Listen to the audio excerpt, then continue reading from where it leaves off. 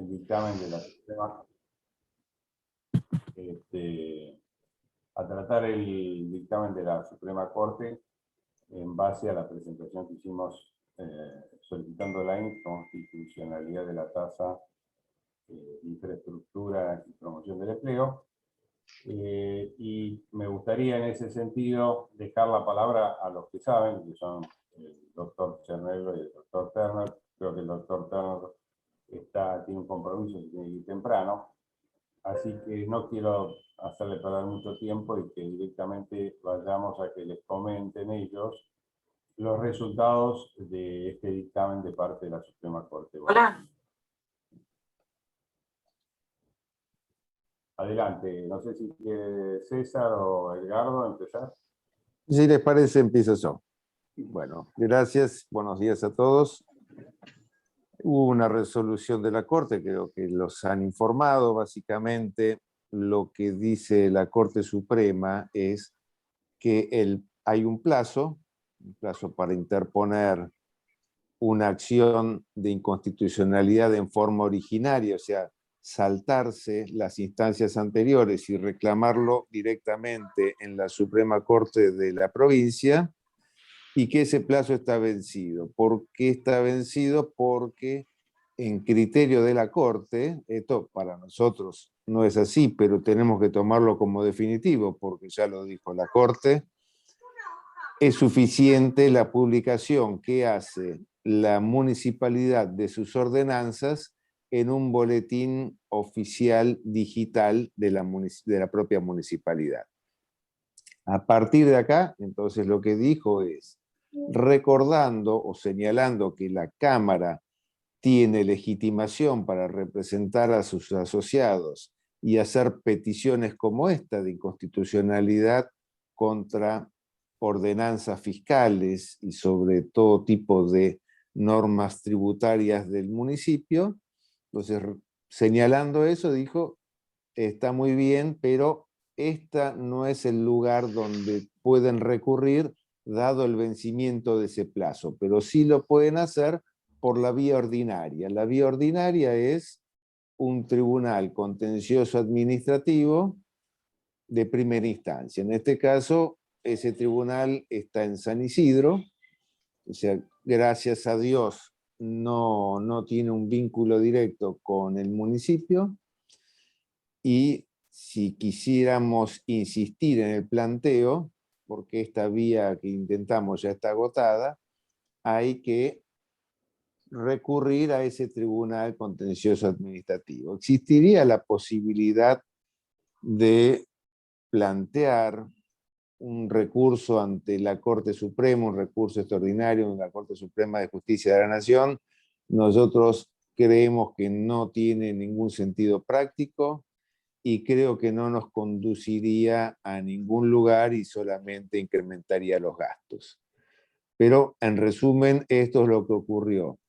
Se reconoció la legitimación de la Cámara, no se rechazó inicialmente el recurso, por eso es que se volvió a ratificar la legitimación, pero lo que se dijo es que llegamos tarde para hacer el planteo ante la Corte. Esta es la síntesis. Bien. ¿Les parece que aprovechamos estos minutos que tenemos con el doctor para algunas preguntas que vayan surgiendo? Y vamos, digamos, tenemos un orden del día que es básicamente comentar esto, hablar un poco de dónde estamos, hacia dónde vamos, pero en el medio también ir echando preguntas. Así que si alguien quiere, desmutéese y haga su primera pregunta. Gracias. Acá veo que hay en el chat algunas consultas sobre cuál era el plazo original que disponíamos para hacer la presentación, así que si quieren dar algunos detalles del tema. Sí, a ver, hay un plazo de 30 días. Ese plazo se cuenta desde que uno se ve afectado por una norma, porque esto es un recurso de inconstitucionalidad contra cualquier tipo de norma. Entonces, desde que a mí me afecta, tengo un plazo, ese plazo relativamente breve. Ahora,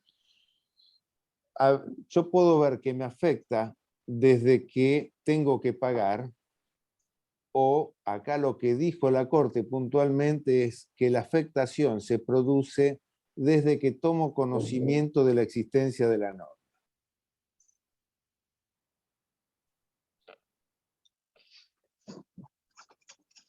Ok. Está respondida. Melnik, ¿no? Hizo la pregunta. Acá hay otra pregunta. Ok. Está respondida entonces.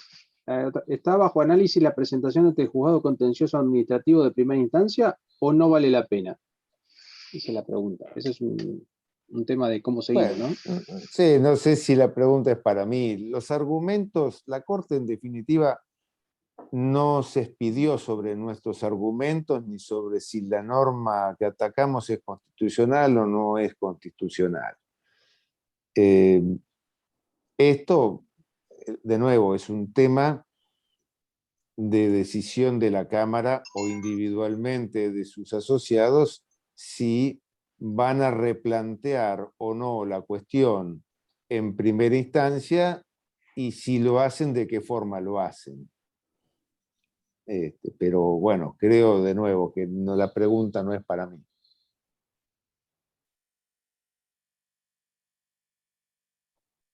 Correcto, sí, es así. O sea, lo tenemos que tratar en la Cámara y es uno de los temas que está en el eje de cómo seguimos, ¿no? Así que, ok. Queda claro entonces, de acuerdo a lo que dijo el doctor Turner, que la Corte no se expidió sobre la constitucional e inconstitucionalidad de la norma.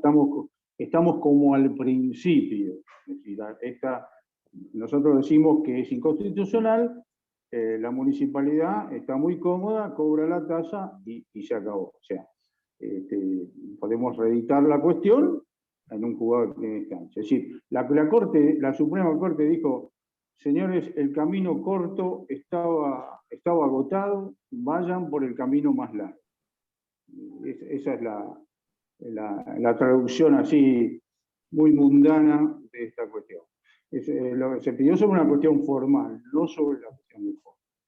La tasa va a haber que seguirla pagando, o sea, es obligatoria desde el punto de vista del municipio. El municipio va a exigir el cobro de la tasa.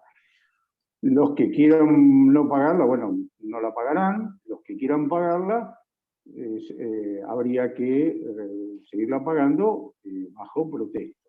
Para que el día de mañana, si se reedita la cuestión y se declara la inconstitucionalidad, uno se pueda presentar en la ventanilla de la municipalidad y digo: yo te pagué todo esto sin causa, ahora devolvémelo. Con los intereses correspondientes, por supuesto. César, buen día. Julián habla. ¿Cómo les va? ¿Qué tal, Julián? Yo lo que había entendido es que en realidad estábamos a la espera del amparo, por un lado, o sea que esto es lo que ya sabemos, tenemos confirmado que no salió, pero entendí que también teníamos un camino iniciado hacia el protesto de la inconstitucionalidad. Lo que entiendo de hoy es que en realidad los dos, tanto el amparo como la protesta por la inconstitucionalidad, quedan agotados acá a esta instancia directamente, digamos. No, estamos en Bueno, 0-0. a ver, amparo, no hubo un amparo. O sea, más allá de los nombres, de qué es correctamente la presentación judicial, supongo que lo que referís como amparo sería la medida cautelar. Nosotros pedimos Exacto. que mientras tramite el juicio, la municipalidad no cobre la tasa. Entonces, las medidas cautelares son accesorias al reclamo principal, que es la declaración de inconstitucionalidad. Al no haberse habilitado continuar con ese reclamo en la Corte, entonces no llegaron a otorgar la medida cautelar. Más allá de que, por supuesto, uno podría cuestionar esto porque el mismo Código Procesal, que es lo que rige el trámite en cualquier instancia judicial, dice que las medidas cautelares las pueden declarar los jueces aunque sean incompetentes. Pero, de nuevo, esto es lo que tenemos. Bien. Por eso reitero, o sea, no estamos, o sea, tenemos que decidir si vamos en busca de la inconstitucionalidad, porque hoy en día estamos en 0-0. Claro, Sí. exactamente. Sí, sí, correcto. Sí, a ver, es importante que todos entiendan la sustancia, si es que alguno, yo creo que todos entienden, pero si a alguno le queda duda, digamos, la justicia no se expidió sobre nuestro reclamo, en definitiva. Ese es el tema. Y el tema es la extemporaneidad que plantea la Corte. Entonces, eso fue porque se hizo todo lo más rápido posible, dentro de lo humanamente posible, dentro de la información disponible. Y nos agarró un año nuevo en esta situación. Bueno, se consultó a los socios, se hizo una consulta escrita, como todos saben, más de 50 respuestas positivas, eso nos dio una señal verde de tener que avanzar, y acá estamos, ya está la situación. Ahora, digamos, terminemos de evacuar dudas sobre lo que ha ocurrido y veamos cómo seguimos, porque un tema es, che, ¿seguimos? ¿Y cómo seguimos? O sea, vamos a ir a primera instancia, acá hay un montón de preguntas. Primera, por ejemplo, ¿cuál puede ser la estimación de plazos que tardaría en el Tribunal Contencioso en resolver la cuestión para el caso de que se decidiera interponer la demanda en primera instancia? Lo acaban de Bueno, decir. a ver. Sí, Sí.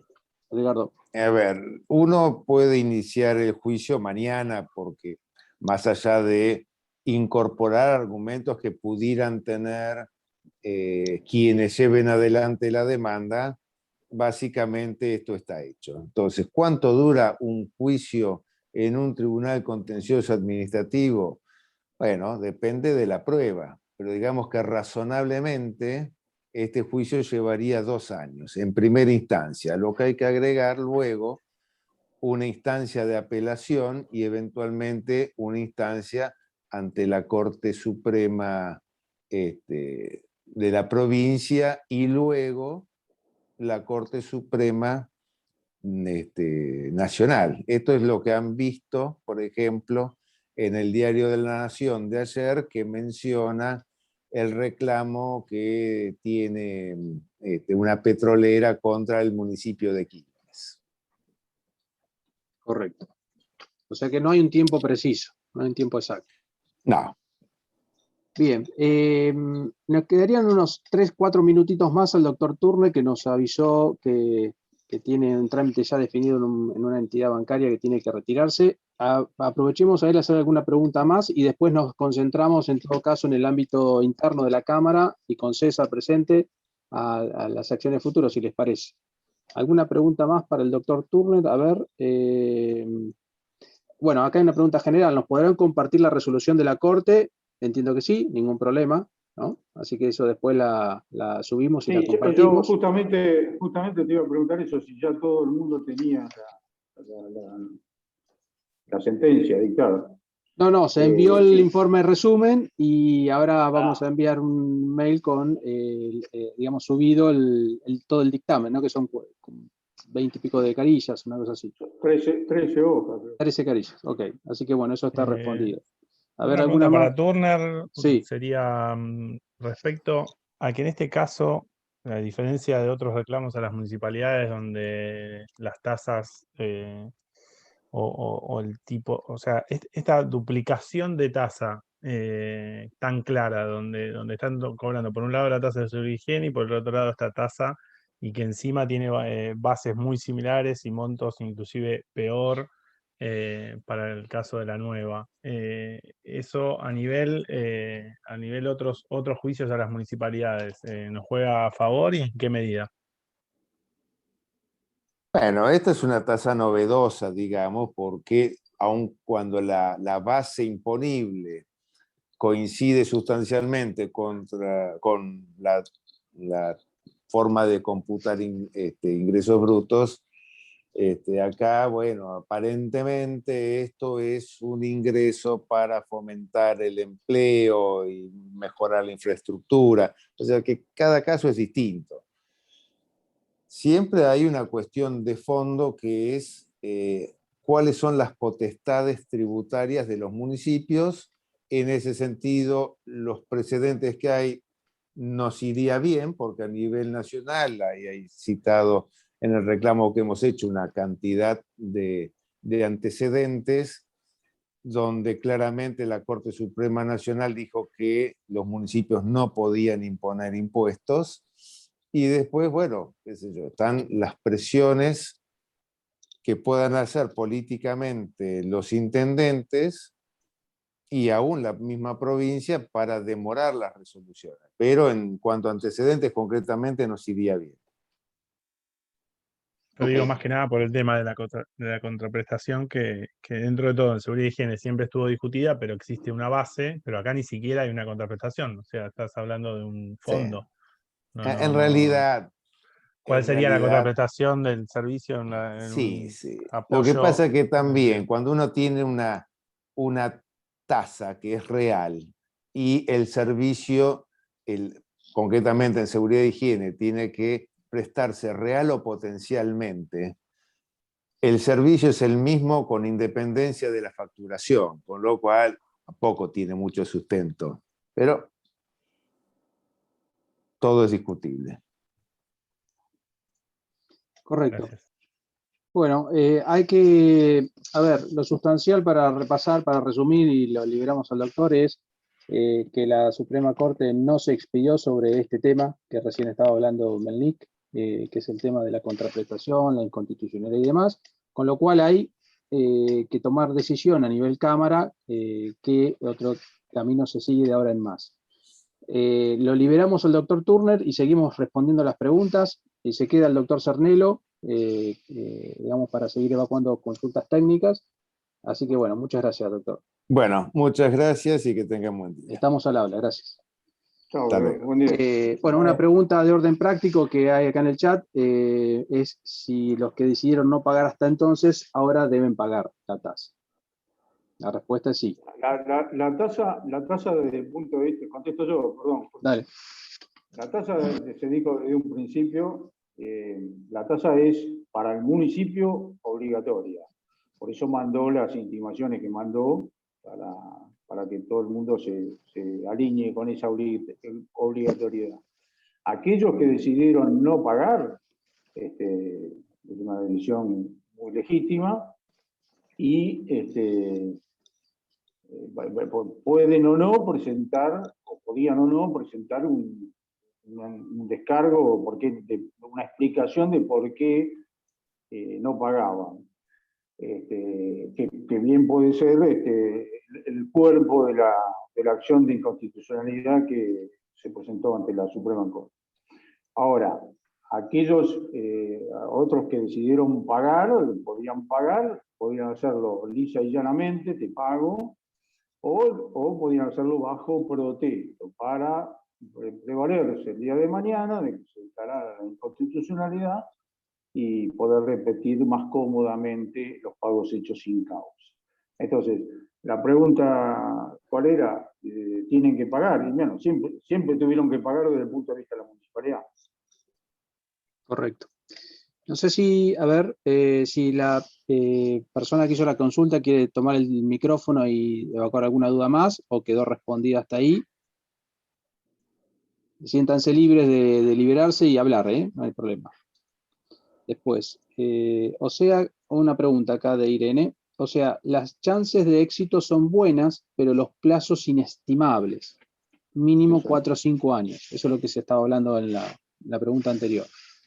Yo creo que, discúlpenme, me parece interesante ver un poquito la génesis de todo lo que pasó, porque eso nos va a permitir aclarar también el resultado, digamos, ¿cierto? Ustedes piensen lo siguiente. Nos enteramos de la tasa allá por el mes de enero, cuando empezó a llegar las liquidaciones, cuando se presentaba la tasa de seguridad y higiene. Ya en ese momento, en función de lo que dictó la Suprema Corte, estaba caducado el plazo para presentarse y hacer esta presentación de inconstitucionalidad. Si bien la municipalidad dice que lo publica en un boletín oficial digital, ahí le voy a pedir al doctor Cernelo que me ayude. Lo cierto es que la mayoría de las industrias se enteraron de la tasa a mediados de enero, por lo cual ya el plazo que la Corte establece estaba vencido. Cuando se enteraron de esta realidad, empezaron a llegar a la Cámara reclamos, consultas, y ahí surge la compulsa que nosotros hicimos para ver si hacíamos este planteo de inconstitucionalidad ante la Suprema Corte, que era el camino más rápido y hubiese sido exitoso para parar. En ese ya había un tema ahí, ya se sabía que el plazo era un tema inconveniente de alguna manera, pero era la única herramienta que teníamos de corto plazo para tratar de obtener un resultado favorable para nosotros. De esa compulsa, la mayoría de los asociados estuvo de acuerdo en seguir adelante. De hecho, si ustedes ven la sentencia, cuando la tengan, uno de los planteos que se hizo es que no se había notificado al sector industrial de la tasa porque el boletín digital era de un acceso restringido. Lamentablemente, la Corte no lo consideró así, consideró que el boletín digital, hoy por la digitalización y la salud transmisiva, estaba bien. Pero lo cierto, y ustedes deben recordar, que los reclamos a la Cámara empezaron a llegar a mediados de enero. ¿Por qué hacer con la tasa si se paga o no se paga? Digo esto porque de alguna manera la acción que adopta la Cámara en función del mandato que nos dan los asociados no tenía mucho camino para hacer alguna una acción que diera un resultado rápido. Ir hacia una instancia contencioso administrativo hubiese significado lo que dice el doctor Turner de un plazo de, no sé, mínimo 3 años. De hecho, nosotros además adoptamos algunas acciones de índole política. Nosotros tratamos de conseguir el apoyo de la Unión Industrial de la Provincia de Buenos Aires y de la Asociación de Industriales de la Provincia de Buenos Aires, porque no hay que olvidarse que lo que nosotros denominamos voracidad fiscal no es privilegio de la Intendencia de Pilar.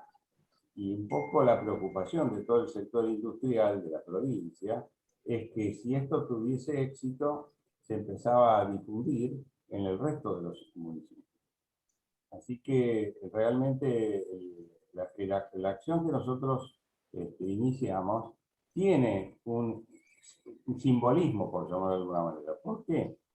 Porque la realidad abre un panorama, yo diría, de defensa que hasta ahora no teníamos. En primer lugar, se reconoce a las entidades gremiales y empresarias como capaces de defender los intereses de sus asociados ante una situación como la que se nos presentó, que no es menor, hasta ahora eso no estaba demasiado claro. En segundo lugar, yo diría que la inconstitucionalidad de la medida todavía sigue planteada, es válida, digamos, el planteo, hacerlo. Después, en todo caso, tendremos que analizar si lo hacemos de nuevo nosotros como Cámara o si involucramos a todas las entidades criminales de la jurisdicción, porque en realidad esto no solamente afecta al parque, afecta a todas las empresas del parque, del municipio. Así que me parece que es un tema que de alguna manera abre un canal, digamos, de defensa que hasta ahora por lo menos no estaba muy claro. Tendremos que analizar después, y como lo hicimos en su momento, si tenemos el consenso de todos nuestros asociados para seguir adelante, pero primero tenemos que definir bien cuál es la estrategia que más conviene al sector industrial. Respecto de la pregunta y lo voy a reafirmar porque hubo en algunos sectores la recomendación de no pagar el impuesto. Nosotros nunca dijimos no pagar, lo que dijimos siempre fue pagar bajo protesto. Es cierto que hubo gente que dijo, bueno, vamos a esperar si sale una cautelar y entonces no pagamos hasta que esto se dictamine. La cautelar no salió, en consecuencia la tasa está vigente hasta que no se demuestre lo contrario. Y de hecho, si se hace alguna acción, el resultado va a ser muy posterior a la vigencia de la tasa. Lo que sí me parece relevante es ver qué es lo que va a pasar el año que viene. porque esta tasa teóricamente tiene vigencia por 1 año. Ahora, las ordenanzas fiscales se dictan hacia octubre-noviembre. Las acciones que nosotros hagamos va a marcar si esto se va a repetir o por lo menos va a quedar circunscrita a este ejercicio, ¿verdad? Que ya sería algo importante porque, como todos sabemos, cualquier impuesto que se crea por un corto periodo dura para siempre, ¿no? Como el impuesto al débito, etcétera, etcétera. No me quiero remontar al impuesto a los réditos, que es muy viejo, pero en la realidad cualquier impuesto que se imponga, al final nunca se elimina. Pero tal vez en este caso tengamos la oportunidad de que el legislador, antes de tomar una decisión, tenga en cuenta que puede haber una reversión de la ley. Así que, bueno, un poco me parece importante hacer un recuerdo de cómo se fue gestando todo este accionar para entender mejor el resultado. Gracias. Héctor, me gustaría acotar algo sobre el tema de la publicación y el plazo. Tratando de enriquecer sus palabras que fueron muy precisas. El reclamo se inició, digamos, no iniciamos el reclamo apostando apostando a que no iba a aplicarse el plazo de 30 días. Nosotros fundamentamos muy bien que esto no era una cuestión patrimonial, porque ese plazo de 30 días rige únicamente para las cuestiones patrimoniales, no para las cuestiones institucionales. Esta para la Cámara era una cuestión institucional. La Cámara no es sujeto pasivo de la tasa o del impuesto, no lo paga, o sea, no tiene un impacto patrimonial sobre la Cámara. Por eso, además del argumento de la no publicación en forma de la norma, o sea, de su no entrada en vigencia, hacía que el plazo, primero, no fuera aplicable, porque era una cuestión institucional, y aún cuando se considerara eventualmente aplicable, todavía no había vencido porque no había sido ni siquiera publicada la norma. Esa batalla la perdimos, o sea, la primera escaramuza de esta discusión la perdimos. La Corte nos dijo, no señores, esta es una cuestión, no es una cuestión meramente institucional, es una cuestión patrimonial, porque si bien la Cámara no es sujeto pasivo del impuesto, sí lo son las entidades, las empresas que la conforman, que son sus asociados. Así que se aplica acá el plazo de 30 días y además ese plazo de 30 días no se aplica desde el primer vencimiento de la tasa que empezaron a recibir las empresas, que fue cuando Héctor relataba recién que empezamos a recibirla en la Cámara la inquietud respecto a esta nueva imposición, sino que empieza a regir a partir de que la norma fue sancionada y promulgada por el Departamento Ejecutivo y publicada en ese boletín oficial que para nosotros es deficiente, no está elaborado como dice la ley que debe estar elaborado. La Suprema Corte, sin entrar a analizar profundamente el tema de que el boletín oficial no cumple con los requisitos legales, dijo, bueno, estaba suficientemente difundida, estaba a disposición y todo el mundo la podía conocer. Así que ese fue tratando de enriquecer lo que decía Héctor. No es que nosotros fuimos alegremente a decir, bueno, Macanudo, no van a contar los 30 días. No, sí, argumentamos de por qué no eran aplicables esos 30 días. Esta fue una primera escaramuza, una batalla perdida,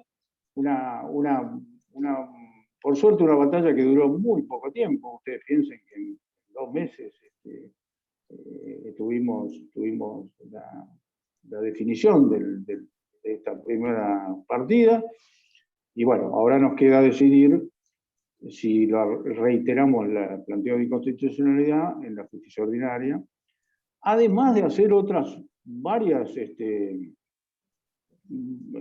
acciones que se pueden hacer. Por supuesto, la primera de ellas es hablar. Pero hay varias otras que desde el punto de vista legal, sin pretender que eso abarque, que sea la única solución del tema, hay otras acciones legales que tanto la Cámara como las empresas en particular pueden hacer, todos planteos que pueden hacerse a la municipalidad. Perfecto, César. Hay un par de preguntas que las que son de orden práctico, si quieren las evacuamos y después seguimos con las otras dos partes de la reunioncita. La primera es, ¿se solicitó formalmente al municipio una reunión para transmitir la preocupación de la tasa? Pregunta Guido de PWA, digamos, por la preocupación de la mayoría de las empresas por el tema de la tasa. No sé si alguien de comisión directiva quiere responder. Sí, como no, ahí tenemos una nota que presentamos, después se la podemos dar a conocer. Puede adjuntar, bien. Inclusive, desde ya nosotros venimos planteando la necesidad de tener un diálogo con la Intendencia desde el momento que nos enteramos de la salida de esta tasa, sin éxito. No tuvimos respuesta, perdón. Una vez que hicimos la presentación judicial, hicimos una nota manifestando que esa presentación era una forma de defender los intereses, porque de alguna manera, al no tener una respuesta a nuestro reclamo, teníamos que adoptar alguna actitud o alguna acción, pero que el diálogo siempre era lo que pensábamos nosotros que debería prevalecer. Y así lo manifestamos en una nota, que después si Jorge se la querés... Sí, la vamos a acá me anoté a adjuntarlo. Y diciéndole que, bueno, estamos dispuestos al diálogo. Y de alguna manera, si hubiese habido alguna, qué sé yo, alguna señal, inclusive decir, bueno, podemos ver las empresas, porque uno de los planteos que hacíamos, que había empresas que no tenían una situación económica floreciente, digamos, todo lo contrario. Inclusive las empresas tienen que afrontar el pago de todos los servicios que implica la pandemia y un montón de gente que no puede venir a trabajar y que sin embargo hay que seguir pagándole los sueldos, en fin, todos conocemos, ¿cierto? Perdón, Héctor, hay un par de preguntas más de orden práctico, yo más que nada para darle dinamismo a la que se empezó a generar varias preguntas. Hay muchas preguntas sobre... Perdón. Me parece importante porque creo que este es un inquietud que tiene la gente si nosotros intentamos otra mecánica para resolver este tema. Bien. Lamentablemente no tuvimos éxito, porque si hubiese habido una señal favorable, en fin, de buscar la mecánica para que no sea tan gravoso para las empresas, hubiésemos tal vez adoptado otro tipo. Pero lamentablemente no lo hubo. Así que después yo creo que sería bueno que todo el mundo conozca la nota que presentamos. Sí, de hecho, tal vez, digamos, dentro de las estrategias a seguir, es seguir insistiendo en la audiencia, digamos, ¿no? Hacer nuevas notas y nuevos pedidos. Es más, les quiero comentar, nosotros a través de las dos asociaciones empresarias de la provincia, ellas solicitaron una audiencia para tratar el tema, así que no solamente nosotros, sino que pedimos el apoyo de ellos, y tampoco fue contestado. Esa nota también la podemos conseguir. Así que, Guido, la respuesta es que no es que la municipalidad dijo que no, sino que no contesta y no atiende a nadie del sector industrial, por lo menos de la Cámara, ni de la provincia de Buenos Aires. Hasta el día de la fecha, gracias. ¿No? No, de nada. Claro, es una forma de decir que no. Claro, correcto. Hay muchas preguntas sobre el tema que las voy a englobar a todas en una, a ver si les parece bien a los que preguntaron. Es por el tema de la rectificativa de diciembre 2020. Alguna empresa dice intentó hacer la rectificativa porque yo la simulé en el portal, dice uno de los miembros, y el impuesto a pagar por la tasa de seguridad y higiene es en un monto mayor y después sin tener en cuenta la nueva tasa, por supuesto. Sí, es una pregunta media técnica. Después acá Paola de Torval dice, bueno, que intentó comunicarse hoy, tal vez hoy estuvimos con todo este tema organizativo de la reunión, pero bueno, dice, mi llamado es para informarles que deben realizar la rectificativa también del 12 del 2020 sobre la tasa DIPEL, que es esta, ya que dicha tasa entró en vigencia el 1/12 del 2020, adjunto el decreto. Su reclamo ha sido evaluado por el área de legales, el cual decidido no dar lugar a lo presentado, por lo tanto el pedido de la rectificativa sigue en curso. Bueno, es lo que nos copia la gente de Torvalds. No sé si está por ahí Paola, ¿querés querés hablar? Así es más directa la consulta, lo hacemos más dinámico. ¿Qué tal? Acá estamos. Justo mientras estábamos hablando, me acaba de entrar el mail nosotros habíamos presentado una nota tipo que bueno, César amablemente nos había facilitado ante la primera intimación, y bueno, nos venían mandando mails uno tras otro después de la nota, y hoy nos llegó donde directamente nos dicen que, bueno, que claramente evaluaron la nota que presentamos, que no dan lugar, y básicamente, bueno, que rectifiquemos y que nosotros habíamos enero y febrero pagado bajo protesto, y ya en marzo y abril habíamos decidido hacer la declaración, pero no pagarla. Entonces, bueno, ahora nos intiman a que rectifiquemos diciembre y que paguemos marzo y abril. Así que, bueno, esa es la situación, y bueno, me asombró que justamente estamos hablando de esto y nos entró el mail, por eso lo quería compartir, por si hay alguien más que esté en la misma situación que nosotros. O si están escuchando nuestra reunión. O sí. O si nos están espiando y saben todo. Siempre hay algún amigo de algún... venía de la industria de sabores, iba de alguna forma a colaborar y taparle, digamos, la falencia que tenía José Miguel. Perdón, estaba ahí lo silencié a Adrián, que acaba de entrar, de Saporiti. Bueno, Paola, terminaste la consulta, no sé, César, ¿querés...? No, yo quiero aprovechar para preguntarle a Paola, que es el tema que más Julián habla, el que más me intriga es justamente esos 2 meses que pagaste y los 2 que no. ¿Qué relación con la tasa de seguridad e higiene tiene? ¿Es superior, inferior? ¿Qué monto te está dando? Porque para mí sigue siendo letal el tema de lo significativo de esta nueva tasa. O sea, el grado de duplicidad y de cómo agrava además. O sea, no es un 10% de la seguridad e higiene, o es la misma, o es el doble, o esos números.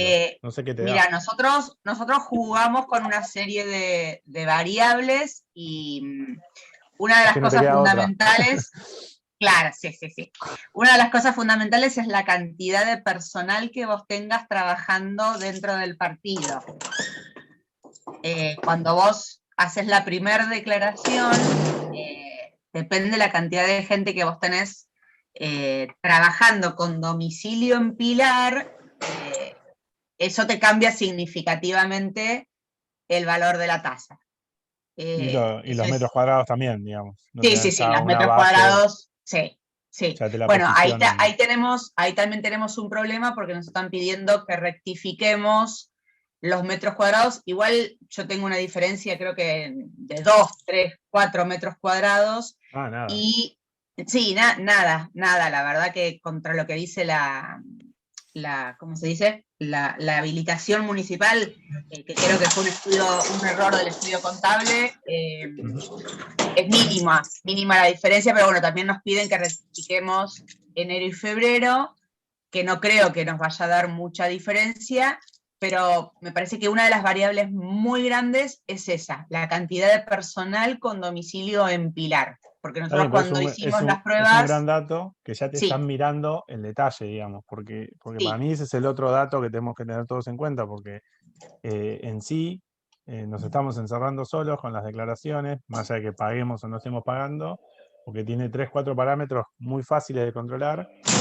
y lo que me parece que todos tenemos que tener en claro es cómo te termina dando si uno pone los datos correctos, por lo cual eso lleva a sí o sí tener que hablar, más allá de inconstitucionalidad de la tasa, de hablar con alguien en la municipalidad, porque yo insisto en que ellos no deben tener conciencia de que la tasa esta nueva es de igual valor que la de seguridad y higiene, o inclusive más, o el doble. Inclusive superior. Sí, sí, totalmente. Y otra cosa que nosotros no estamos informando es el tema de los sueldos de las personas, es decir, toda esa Obvio. parte, no, Ujú. es decir, es como ya too much, es decir, Ujú. te informo, viste, la cantidad de gente, los metros, es decir, la parte que me parece que es relevante, ya te estoy dando las ventas, tenés acceso a un montón de información, viste. Por otro lado, a nosotros nos han elegido del INDEC como siendo una pyme, como una empresa que tenemos que presentar encuestas todos los meses sobre valores de sueldo, es decir, tenemos una recarga de 3 o 4 encuestas mensuales donde tenemos que, no sé si a ustedes también les pasará, pero millones de datos, millones de cálculos, ¿viste? Cuando llega un momento que estás trabajando, hay días y días enteros que trabajamos para el Estado, ¿viste? Es como que Sí. basta.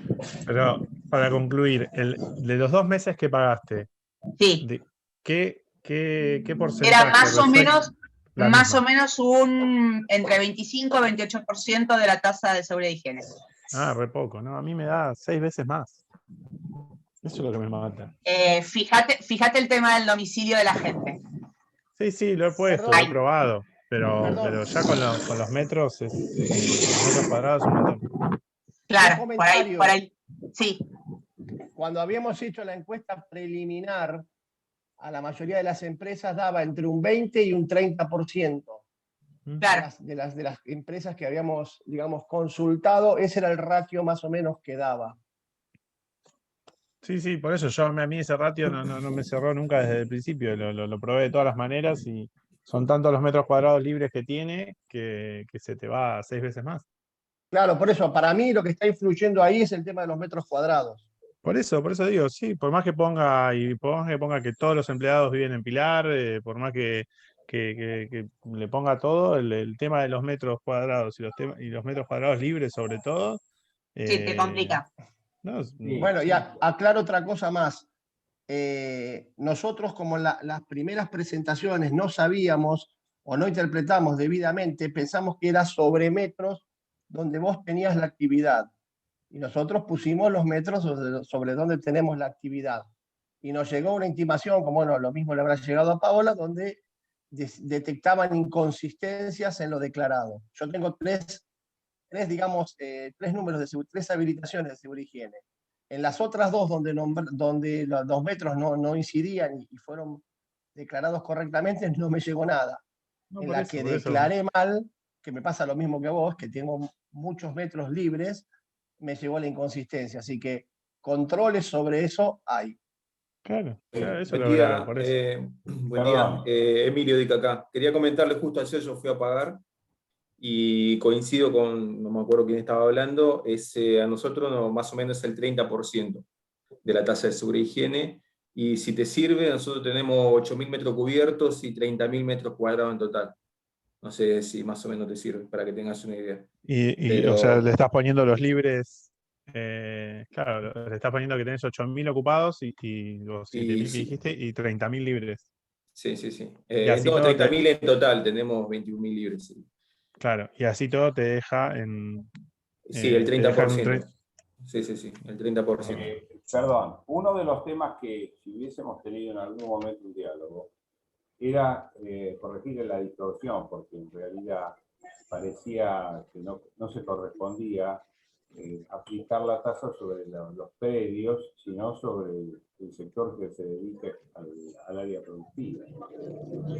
Y esto es un poco las dudas o el aumento con respecto a las tasas de seguridad y higiene que se da en aquellas empresas que tienen un predio grande, digamos, ¿no? Lo cual, la verdad que no tiene mucho sentido.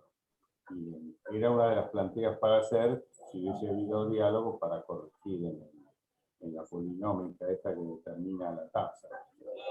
De hecho, otro de los temas que estamos tratando de hacer, y creo que en el ámbito del Comité de Finanzas, es ver el impacto casualmente que tiene esta tasa junto a las otras tasas que pagamos a nivel municipal para hacer una presentación más global, porque no siempre nos piden datos duros, digamos. Si nos quejamos, demostremos realmente que esto tiene un impacto grande en el desarrollo económico de las empresas. Así que creo que con Jorge están trabajando en tener información sobre cuál es el impacto de todas las tasas que pagamos a nivel municipal en las empresas y poder hacer una presentación en ese sentido. Perdón, Juan Manuel González Capra es mi nombre, director de Asuntos Legales de Molino Cañuelas. Yo antes veo que nos fuimos un poco por el tema de los ajustes y la diferencia que está cobrando la municipalidad, y no tengo claro la resolución en cuanto a si lo que se va a hacer, se va a decidir ir o no por una nueva acción en la justicia de primera instancia y lograr lo inmediato una medida cautelar, porque caso contrario después ya es como que la decisión es otra, digamos, ¿no? Pero me parece que primero que todo deberíamos definir como Cámara si vamos a reordenar este proceso en la instancia que corresponde, iniciar de nuevo y procurar una medida cautelar en el corto plazo.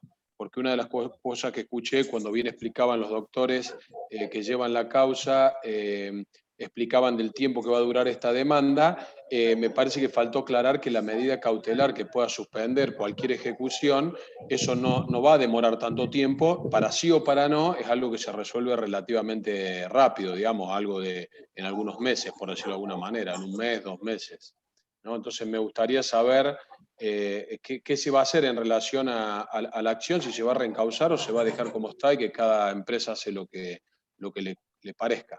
Gracias.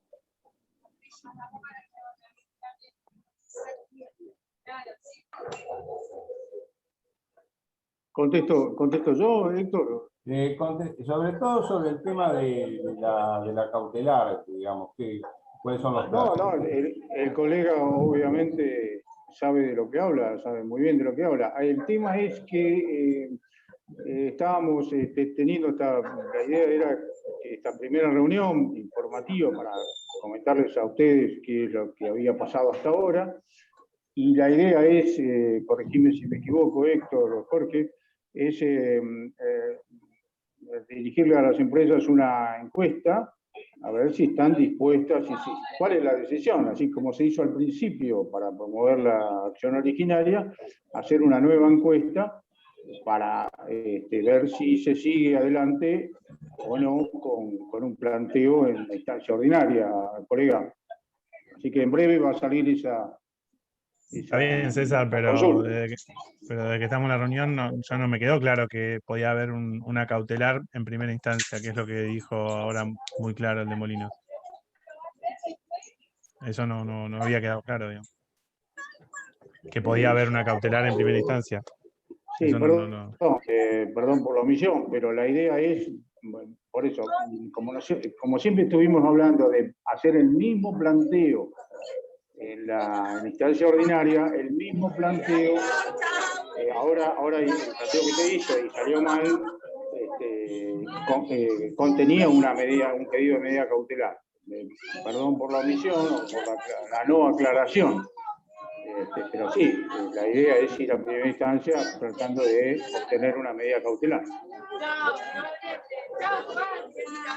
Pero eso lo tienen que decir las empresas asociadas. Pero sin esa aclaración no estaba teniendo. Todos justamente estamos hablando del plazo de 4 o 5 años y no de la cautelar. Eso no había quedado nada claro. No, como dijo bien el colega, el tema de la medida cautelar, cuando se plantee, si se plantea, va a ser un tiempo de resolución menor que el fondo de la cuestión, porque justamente la idea es que cautelarmente se establezca de pagar o no suspender. Perdón, doctor. Perdón, solamente consulto. En relación a esto, ¿tenemos analizada la jurisdicción y la competencia que corresponde y sabemos qué posición tienen respecto a las medidas cautelares sobre estos temas? ¿Se hizo algún estudio y análisis del juzgado que tocaría o los juzgados que tocarían y qué perspectiva tienen sobre estos temas? Todavía no. Sí, Turner dijo que era el contencioso administrativo número 1 de San Isidro. Está silenciado, César. Está silenciado. Hola. Eso se va a hacer en el momento de decidir si se avanza o no. Repito, entonces, Turner dijo que era el contencioso administrativo de primera instancia de San Isidro. Eso sí, eso es correcto. Me parece importante a los fines de tomar una definición que podamos saber cuál es el camino y cuál es lo que se espera de que estos juzgados hagan en relación a otras medidas cautelares que hubieran dictado o denegado.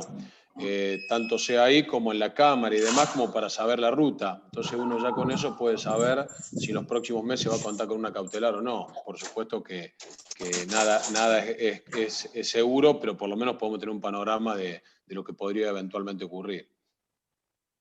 Está bien, yo vuelvo a repetir, el planteo suyo es, digamos, parte de la base, yo entiendo, parte de la base de promover la acción y después y saber si vamos a tener posibilidad de obtener una medida cautelar o no, pero parte de la base de promover la acción. ¿Entiendo bien? Sí, por supuesto, porque me parece que si la decisión, digamos, es de la Cámara de entablar una acción, sobre el fondo ya sabemos por la cantidad de antecedentes de la Corte que hay, que al final del día esto razonablemente se debería ganar. El problema es cómo transitamos hasta que eso ocurra, cómo transitamos con o sin cautelar. Entonces me parece que es claro definir, para tomar la decisión, sepamos el camino procesal. Hay un micrófono abierto que no se deja escuchar ahí con chicos. Entorpece mucho, Alonso. A ver si identificamos. Ahí está, ahora se apagó. No, lo que decía es que para los asociados va a ser claro saber qué suerte va a tener esa cautelar. Del fondo sabemos que tenemos grandes chances, pero puede estar 5, 6, 8 años discutiéndose y a su vez no frenar la ejecución la ejecución fiscal que inicie el municipio. Entonces, ¿qué suerte va a tener la cautelar en primera y segunda instancia? Me parece que es un dato relevante para ver si se encara o no esta cuestión. Yo me permito disentir, doctor, me permito disentir. El tema es al revés. Es decir, nosotros tenemos las empresas tienen una situación complicada. El municipio ha dictado esta barbaridad jurídica que tiene un impacto importante sobre la finanza de las empresas. Entonces, estamos re complicados. Obviamente, si viene una medida cautelar, bienvenido sea, pero si no viene, las empresas tienen que ir, por lo menos, diciendo, bueno, Macanudo, pago esto, y el día de mañana voy a poder reclamar que me lo devuelva, si sale bien la cuestión. El tema de la medida cautelar es muy importante, pero como usted bien sabe, es altamente incierto, y acá lo importante es ver si quedamos en mejor situación para que las empresas reclamen la devolución al municipio o directamente pagan y lo mandan a pérdida. ¿Me entienden? Me parece que el eje de la cuestión es ese, doctora. Si las empresas reclaman o no reclaman la inconstitucionalidad. Si viene la medida cautelar, bárbaro, pero eso no tiene que ser determinante para promover o no promover la acción. Perdón, yo me permito disentir. ¿Cuál es la diferencia? Si nos dan la razón en 8 o 10 años, la eventual repetición va a ser en pesos totalmente devaluada con un interés inexistente, con lo cual el crédito se habría licuado en su totalidad. Con lo cual, me parece que la integridad de la estrategia jurídica está dada con la posibilidad de una medida cautelar, porque de esa manera evitamos el pago actual y creemos que tenemos chance de ganarlo a futuro, digamos. Entonces, me parece que van de la mano las dos cuestiones y la cautelar es sumamente importante para evitar el pago ahora y no tener que pagar y repetir cuando nos vaya bien porque se termina perdiendo todo. Y por eso lo que decía yo, si tenemos el juzgado, se puede analizar alguna jurisprudencia de ese juzgado en relación a medidas cautelares en materia fiscal y en materia de tasas en particular. Si tuviéramos esa información, realmente sería muy válida. ¿Eso se puede conseguir? ¿De qué manera? ¿Qué les parece a los presentes? Porque es un tema justamente dentro de los pasos que tenemos que seguir hacia adelante, ¿no? tomar... A ver, si me disculpan, yo creo que todas las recomendaciones y sugerencias son válidas y hay que atenderlas. Creo que a diferencia de lo que ocurrió en la primera presentación, que estábamos muy apurados casualmente por el motivo que después se esgrimió para rechazar lo que fueron los plazos, hoy no es lo mismo. Es cierto que todo el mundo quiere no pagar, pero la realidad es que mejor hacer las cosas bien y tratar de obtener un resultado definitivo y no por apurarnos que nos vuelva a pasar que rechacen por un tema exclusivamente formal. Así que me parece válido que se averigüe cuál sería el tribunal de primera instancia que pueda recibir una presentación como esta y ver cuáles son los antecedentes en cuanto a la jurisprudencia que ese tribunal hasta ahora ha dictado.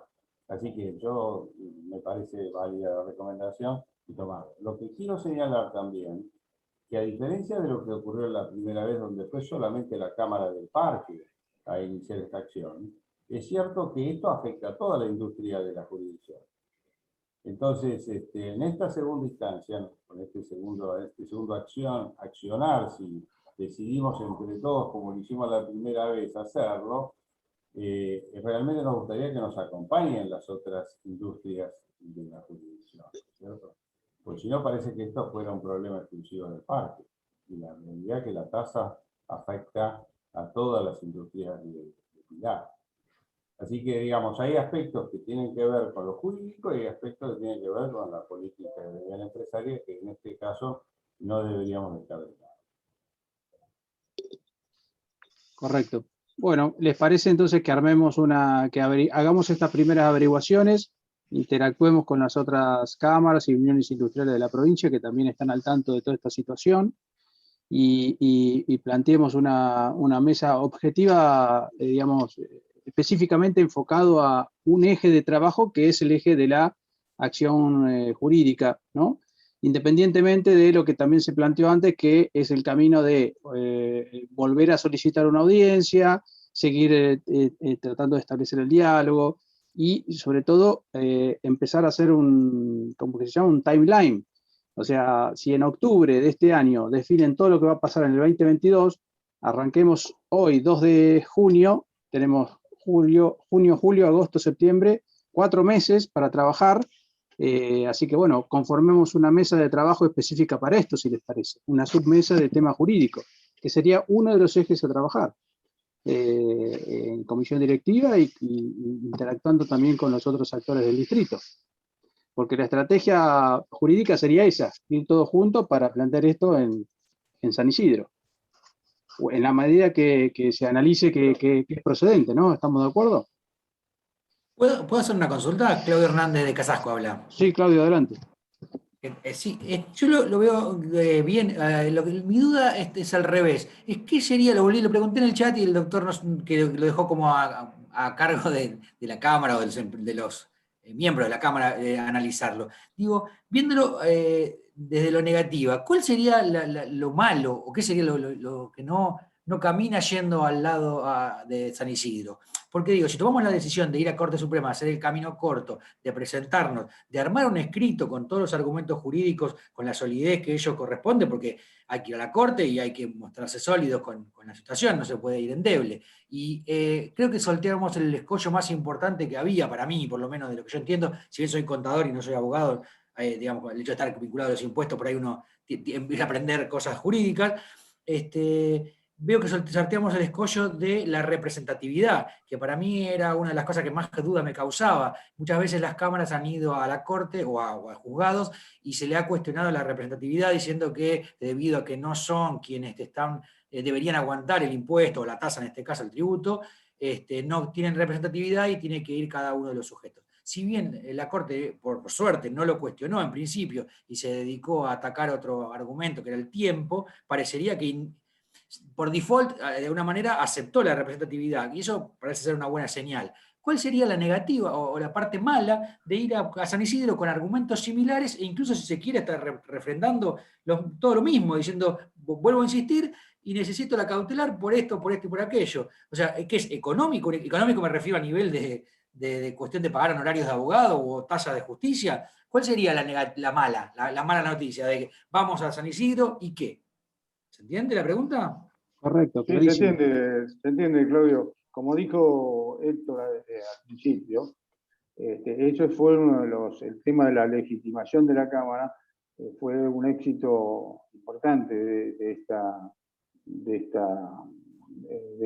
fallo de la Suprema Corte. Está absolutamente ratificada. Nosotros podríamos ir a San Isidro, podemos ir perfectamente a San Isidro en representación de los intereses colectivos de nuestros asociados. Así que no hay ningún problema. El tema de los costos, en cuanto a la tasa de justicia, entiendo que al ser un monto indeterminado no hay ningún problema, como fue en este caso en la Corte. El tema de, acá por el tema de la medida cautelar hay un tema de fondo que es, que lo analizó muy por arriba la Suprema Corte, pero lo analizó para determinar que era un tema patrimonial y que por lo tanto se aplicaba el plazo de caducidad de 30 días, que está relacionado con que si bien la Cámara la tasa no impacta en el patrimonio de la Cámara, sí impacta en el de las empresas. Si cada una de las empresas va a San Isidro a un juzgado contencioso administrativo y hace este planteo, tiene que pagar una tasa de justicia que se da sobre el monto de lo que tuvo que pagar, o del monto, sobre el monto de lo que significa para ella la tasa. Entonces es gravoso. Para la Cámara no tiene este significado. Ahora, eso dificulta el análisis de la medida cautelar, porque el juzgado de primera instancia puede decir, bueno, Macaludo, si esto no impacta en su patrimonio, impacta en el de las empresas asociadas, que vengan las empresas asociadas a hacer la cuestión. ¿Me entendés? Entonces, el tema que hablaba el colega, yo no me quería poner, tampoco quería entrar en el análisis profundo de este tema. Hay mucho para hablar sobre eso, pero esa es una postura de los jueces cuando tienen que valorar si está dadas las condiciones para tomar o no una medida cautelar. Un escollo que hay es que justamente la Cámara es la que litiga y la que digamos, no tiene impacto patrimonial sobre ellas, sino sobre las empresas asociadas. Y el beneficio es que al ir a las empresas asociadas no tienen que pagar la tasa que tendrían que pagar si van a las empresas asociadas. Eso es un tema a considerar, Claudio. Pero en cuanto a la legitimidad, sí, se puede ir mañana mismo a la juzgada de primera instancia con los mismos argumentos con que se fue a la Suprema Corte. O en realidad exagero. Hay que elaborar un poquito más, hay que pulir un poquito más con este nuevo fallo el planteo de la cuestión.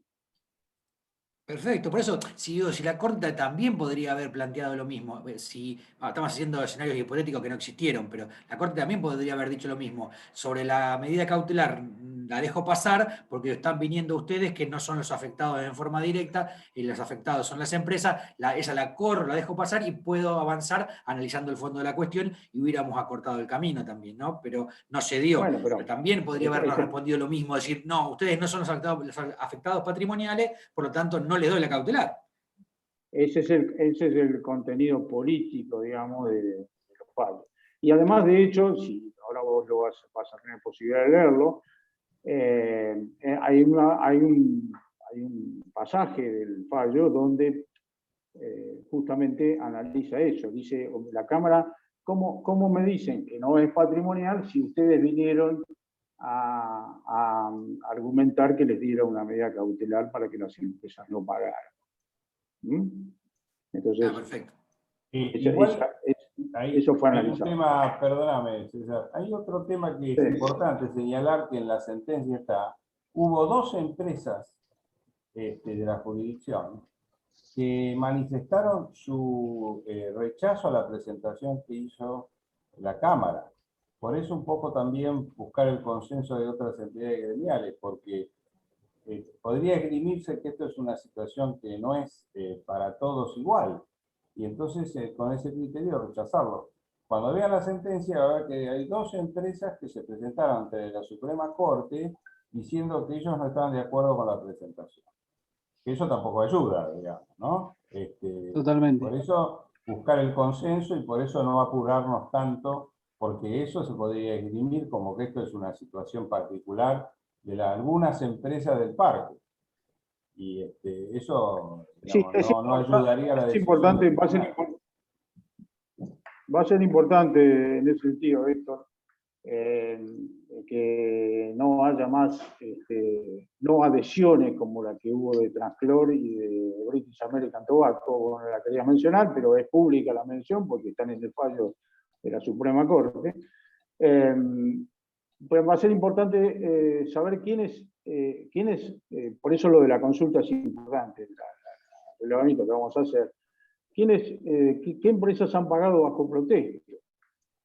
Porque ese fue un argumento de la municipalidad. La municipalidad, cuando contestó la demanda, dijo que viene la Cámara, quiso minimizar la representatividad de la Cámara por estas dos empresas, pero además porque decía que todo el mundo adujo que todas las empresas habían pagado la tasa. Claro, se guardó muy bien de decir que muchas pagaron bajo protesta, pero ahora sería esta reedición de la acción. Sería bueno conocer ese guarismo, digamos. A ver, ¿quiénes de ustedes han pagado bajo protesto la tasa y quiénes no la han pagado bajo protesto? Porque eso nos va a dar la idea de esta, por llamarla así, representatividad residual. Es decir, que no son los 5 miembros de la comisión directiva los que están haciendo este planteo, sino que son 195 empresas que, si bien pagan la tasa, la pagan bajo protesta, a la espera de la decisión sobre la inconstitucionalidad o no del tributo. A ver, ¿se entiende lo que Sí, quizás, habla Paola de nuevo de Torvalds. Por ahí lo que habría que hacer es o una encuesta más minuciosa, donde cada uno pueda detallar qué pagó, qué no pagó, es decir, qué pasó con lo de diciembre, se rectificó, no se rectificó, las que se pagaron bajo protesto, sí, no, algunas se dejó de pagar, sí, no, como para que ustedes tengan más herramientas como para tener la base de datos más actualizada, ¿no? Claro, un respaldo. Lo que se necesita, la Cámara necesita saber que tiene sustancia, así que no está haciendo un reclamo abstracto y en el aire, sino que hay empresas, sus asociados están interesados en que esta cuestión se dilucide por la inconstitucionalidad y la constitucionalidad de la cuestión. Es decir, obviamente estamos complicados, la tasa está vigente y bueno, pero bueno, la idea es saber si el día de mañana como empresario, ¿no? Supongo yo que, bueno, está bien, pagamos, pero el día de mañana, de alguna manera, devaluada, no devaluada, me la van a devolver. La voy a poder en contra de compensar con la tasa de seguridad y higiene. Y si no, bueno, ya la pagué. Pero si me la declaran inconstitucional, por lo menos voy a poder descontar algo de lo que tengo que pagar por otras cosas. Sí, sí, seguro.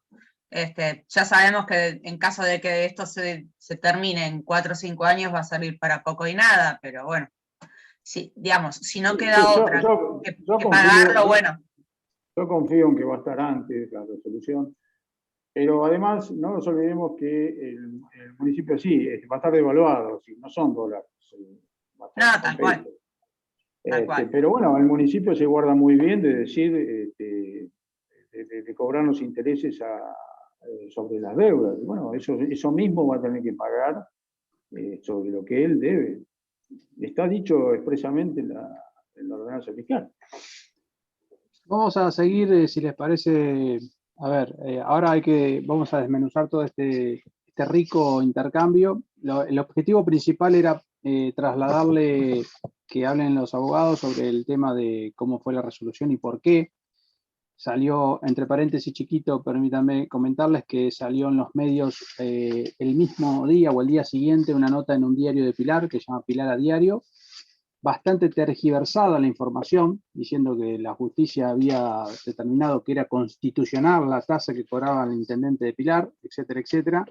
Así que bueno, 2 días después, en otro medio salió la información veraz. Lo que quiero decir es que hay ruido con todo este tema. Otro dato importante es cuando en la Cámara nosotros llamamos a, como bien decía Paola recién, a tener mayor información, mayor base de datos, a varios socios. Nosotros tenemos una base de datos donde están todas las empresas con todo el respaldo que respondieron que sí estaban de acuerdo en que la Cámara avance con la demanda, y una segunda pregunta que decía si su empresa acompañaba eventualmente esa demanda. Bueno, el 80% además dijo que sí, aunque no fue necesario que la empresa se presente. Eso es un dato de color, si quieren. Lo que es importante es que hubo una importante cantidad de empresas, no fue la mayoría, fue la minoría, pero fue una importante cantidad que dijo, mirá, ¿sabes qué? A mí si me ponen un impuesto, yo lo cargo a los costos y sigo adelante hasta que me dé el negocio. Es una postura de política empresaria de un no menor grupo de empresas que hay en el distrito. Entonces, ese es otro tema también, ¿no?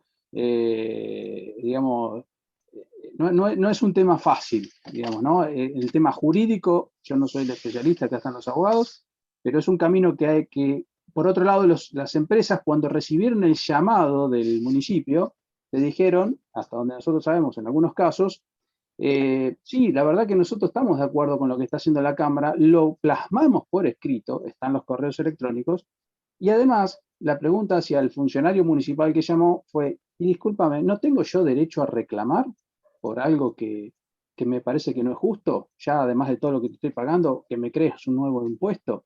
Y el funcionario le dijo, no, sí, por supuesto, usted tiene derecho. Entonces, en definitiva, digamos, estamos hablando de funcionarios de mandos medios, ¿no? Del municipio, porque el intendente hasta ahora no nos ha tenido el honor de atendernos.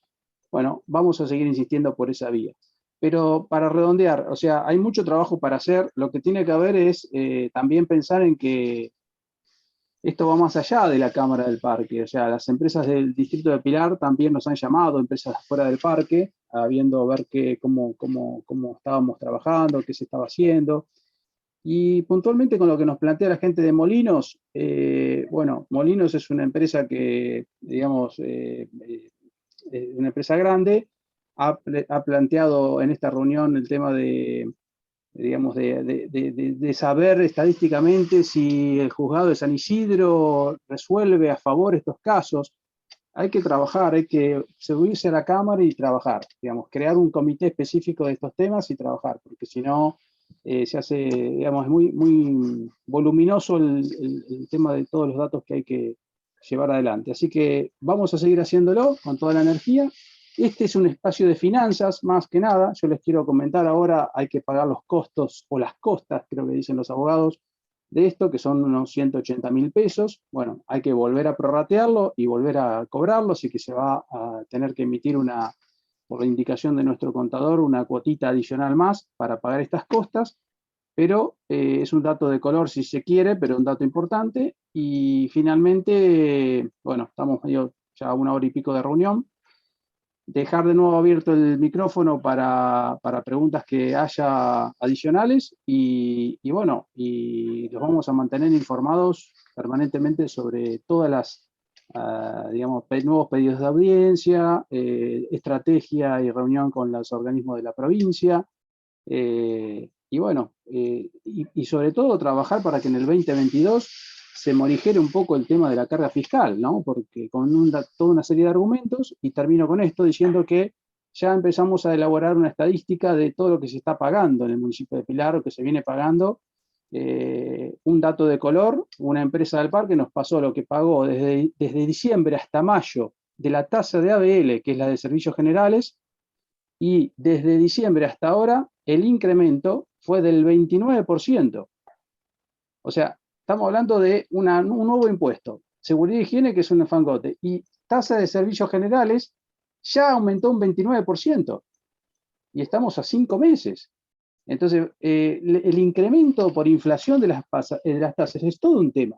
Por eso, todos los datos que se van a trabajar en breve para tener la estadística y después presentarnos con el mandatario municipal y decirle, mire, en este camino el problema que va a haber es que usted que quiere generar empleo, la verdad que las empresas están cada día más complicadas y bueno, queremos razonar al respecto. Así que ese camino también se va a seguir. De nuevo, ¿alguna pregunta? ¿Alguien que quiera comentar algo más? Si no, vamos ya cerrando. Bien, bueno, parece que hemos cubierto por lo menos las inquietudes. No sé si todas las respuestas fueron satisfactorias, pero lo que vamos a hacer ahora, como decía recién Jorge, es trabajar en cuál sería la propuesta más adecuada, más inteligente y con más probabilidad de éxito, y se la vamos a dar a conocer, y vamos a hacer una compulsa, como hicimos la otra vez, a ver quiénes nos acompañan. Y básicamente tengan en cuenta que estamos también buscando el apoyo de otras entidades gremiales, porque eso me parece que políticamente va a ser importante para que cuando se tenga que tomar una decisión, se tenga en cuenta que no es solamente un problema del partido. Así que bueno, gracias a todos, gracias por la participación, creo que fue enriquecedora la reunión, y a seguir trabajando para dar solución a los problemas. Gracias a todos. Gracias. Hasta la próxima. Gracias. Hasta la próxima. Hasta luego.